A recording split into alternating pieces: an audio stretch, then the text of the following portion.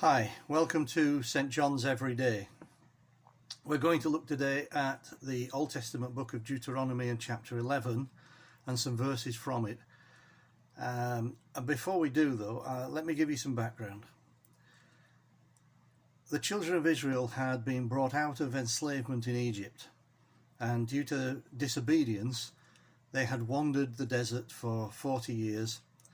And they were now stood on the banks of the Jordan River looking across to the land that God had promised them. A generation had gone, and so God is reminding them throughout this chapter of what he had done for them. And he was telling them that the land that he had promised them was good in comparison to what they had been used to. So when we read this in chapter 11,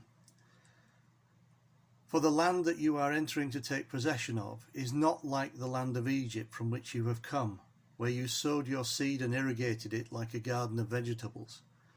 But the land that you are going over to possess is a land of hills and valleys, which drinks water by the rain from heaven, and a land that the Lord your God cares for. The eyes of the Lord your God are always upon it, from the beginning of the year to the end of the year." To grow food in Egypt was hard work. They had to irrigate the land manually. They had to take the Nile River and make it go where they wanted it to grow their crops.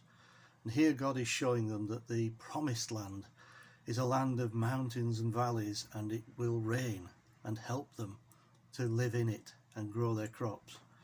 But it's not just about that. It's the fact that God is saying, remember the hardship that you were in.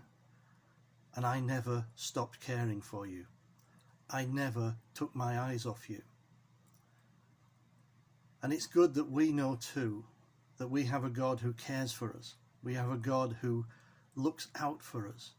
And we also have a God who has promised us a better place.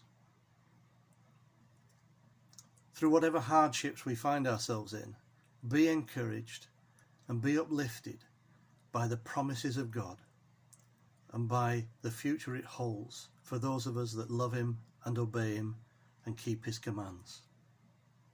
Amen.